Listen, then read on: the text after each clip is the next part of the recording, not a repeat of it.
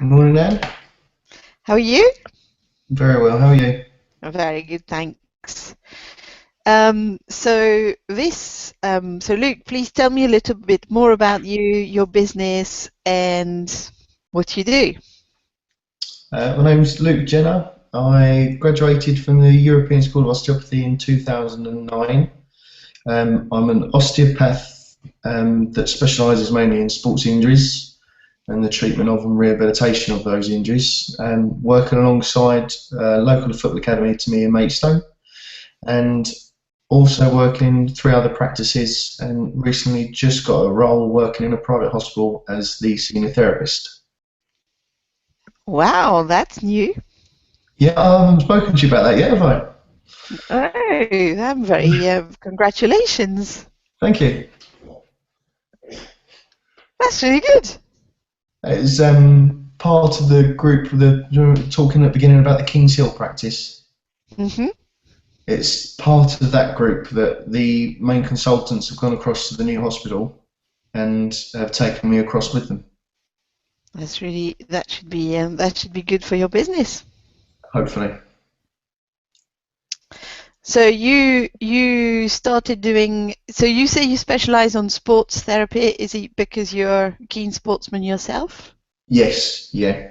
Footballer by trade and started off with the coaching and then moved into the osteopathy and treatment side of things. Okay. And you started your own practice last year?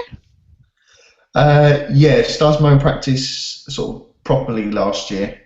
I'd done bits and pieces for friends and family as soon as I graduated, but it was mainly last year I decided I wanted to focus on starting my own practice and try and bring the work I was doing in the other practices back home. So you're sitting in your own practice right now, Yep, and you do that really part-time, is that right? yes, it roughly works out as all day Monday, Thursday evening, and Saturday morning. And the rest of the time you're running around between the European School of Osteopathy, the different clinics, Yeah, and the new one. yeah. Well, the new one's yet to start. Hopefully, that will start in April. So that'll be even more of my time running around. So how do you manage your diary? My diary now is all done by 10 to 8, all online, so I can access it whatever practice I'm in and wherever I am. But you only keep the one for your own practice. You put all the appointments for your own practice on 10 to 8. Is that Yeah. correct? Yeah, And the other practices they book for you. they all book for me with the receptionist we've got down there. Okay. Okay. And it's so tell me, how did we start working together? Why did you decide 10 to 8 was a good thing for you to use in I think it was on to do the LinkedIn. job? I asked a question on the osteopathic group. Does anyone use any diaries? And Anne approached me and said that they were developing the new 10 to 8 system and would I like to join her trial group. And from there, we've worked quite closely together in bringing it as we wanted. It suits both this good communication between 10 to 8 and myself, and we've adjusted things to the diary and changed things to suit both of us. It's helped a lot of other people as well in their diaries. And why did you not go for an existing, full practice management system? Too complicated, quite simply. There was a lot of systems out there I looked at and also trials, and I was forever getting confused. And there was, you got to add this, you've got to add that diary, you've got to then add this paperwork to it. Whereas 10 to 8 was very straightforward and quite simple to use. Okay, and it's true. You helped quite a lot to make suggestions how it should change, what you wanted to see during in the diary, what you wanted it to do, especially with the app because you're always out and about, including abroad. Yeah, yeah, doing quite a lot of work with the academy when we go out to tours as well. So rather than lumping a big diary around with me, which I used to, even on the pitch side, I can even book the players in for a treatment the following day. I know I've got my spaces and I know when I'm available to see them. That's good. And what's been your customers' reaction? Absolutely love it. I've got ooh, probably in the last year, I've actually had one person that's not showing up for an appointment. And that reason was down to the fact that he forgot to tell me he changed his mobile number. So that's not bad in a year, only having one person not showing up for an appointment after, as we all know as therapists, it can be quite regular when this time of year in particular, when patients start having Christmas to worry about and jobs and tax to pay at the end of the year and everything like that, other things do come on their minds. And as I say, only one person in a year that's not showing up for an appointment without obviously the 24-hour notice, so I can fill the other spaces if needed. And you send just one email reminder, or do you send them? I send them one 24 hours before, which gives them enough time to contact me, and then another one 2 hours before the appointment, just to budge their memories and remember to come to see me. Okay, that's really useful. I get loads of questions from people. How many should I send? Is it not too much? Not too much hassle? But it's good to know that people do like it and they tend to rely on it after a while. Oh, they do. I brought 5,000 business cards, and well, this is the first box I opened, and I'm only halfway through it. Patients don't take them anymore. It was my business card with my appointments on the back. They don't take it anymore. They sit in the room after I book them back in and go, "Yep, I've got the 10 to 8 text. It's all in my diary." That's good. Do you think it's because it's sportsmen? Are you? Is it? Do you think it's because you're treating young people? No, I treat quite a lot of the older generation as well, and they're exactly the same. They sit in the room and go, "Oh, yep, I've got the text," and then, admittedly, they then do put that in their paper diary, in their handbag, or in their pocket. But they do look for that text and they do keep it because they often go back to it in the room when I see them the next time, and they can look over and see when they last saw me. Yeah, that's good.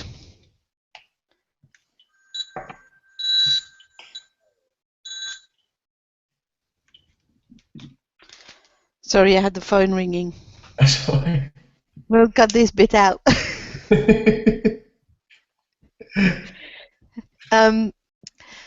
And okay, so that was good to know. It's been quite simple, and I really liked working together with you to get the system up and running as you wanted it to be. It's good to hear about the no-shows.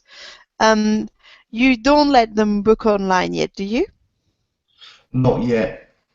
Not yet, for the simple reason that where I haven't got a set time that I'll be in the practice with doing different things, it would be a bit difficult for me to keep going in and crossing times out if someone's already booked it. And like for example, on a Monday, yes, I'm in the practice all day, but quite often I'll get a call down to the actual academy pitch side to look at a couple of players before they have a game. And without then having to phone the patients that have booked them spaces and move them around, I'm able to consolidate them into a block so that I can say, yes, I can be there at this time or that time. So just for the time being, it's a bit easier for me running the practice. Okay, so your main objective when trying 10 to 8 was really to organize your diary. It wasn't, it's, has it helped building your practice any, I mean, was, okay, I'll start again because this question was not clear at all. um, where, what do you think your main objective was when you started looking for a system like 10 to 8? Would you say it was more getting more people through your clinic doors, or was it just getting yourself organized because it was just too much? Your life is so hectic that it needed some way to get better organized. Probably 80-20 the second. I was all over the place, and the organisation just wasn't there. I was using a paper diary, I was using a diary on my iPad, diary on my phone, and then at the end of the day, having to consolidate them all to one, which was just very time consuming. And that was the main reason behind not going to the other packages. There wasn't the applications available, there wasn't the mobility of it to come onto your mobile devices. You had to be constantly connected to the internet, and of course, being with the 10 to 8, having it on my mobile, I can do it wherever I am. And then, of course, as everyone, as a business person, the main objective is to get yourself busy so that you can consolidate where you are and obviously make money at the same time as treating patients. So yeah, a bit of both, but primarily for me, it was the organisation of it.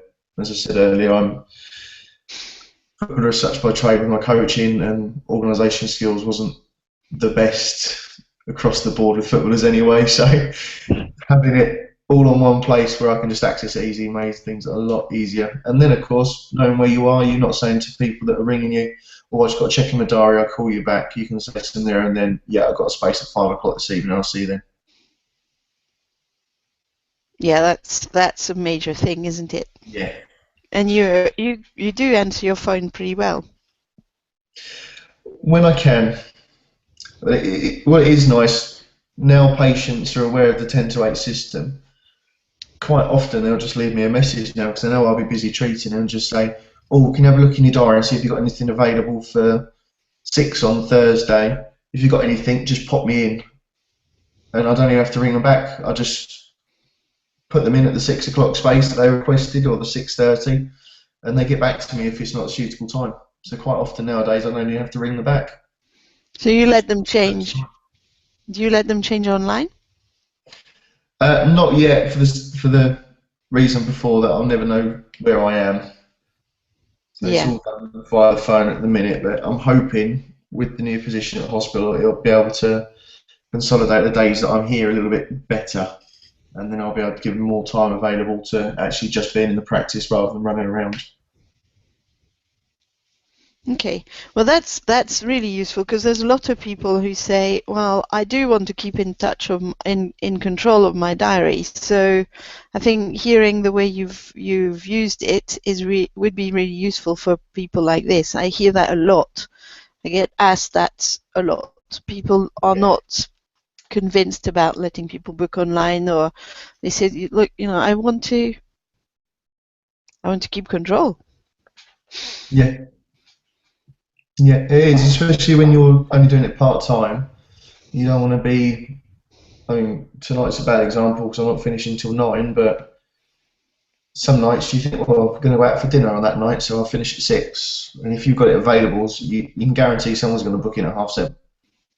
You have to ring them up and move, and it's inevitable, it's going to happen. So at the minute, just to have the control where I can say to myself, look at the diary and go, "Oh, I'm finishing early that day for a change. I'll try and consolidate the appointments before that." That's good. And even with you working really part-time, is it not too expensive? Not at all. Not at all. By the time you've spent hours consolidating your phone, your iPad, your computer, and your paperwork diary, not at all. And I guess the no-shows will Exactly. Going from having 1, maybe 2 a week and losing 60, 70 pounds to then only losing 35 pounds in a year, it pays for itself. Yeah. Okay. So have you got any tips? I mean, I know you teach, so would you give any tips to maybe students who are starting in as an osteopath, or people who are thinking of working with like you in other clinics and are thinking of starting their own business? Would you have any tips that you would like to share with people like this? Yeah, from my own personal mistakes, start slow.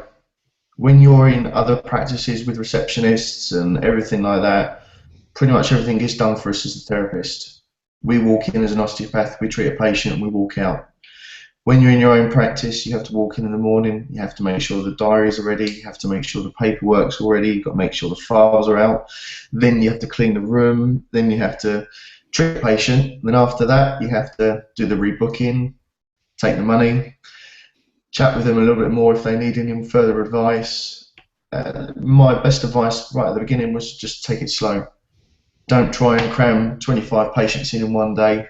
Start off just by seeing 8 or 9 and build it up from there, where you get more confident with the system that you've set up and the way you're all going to work.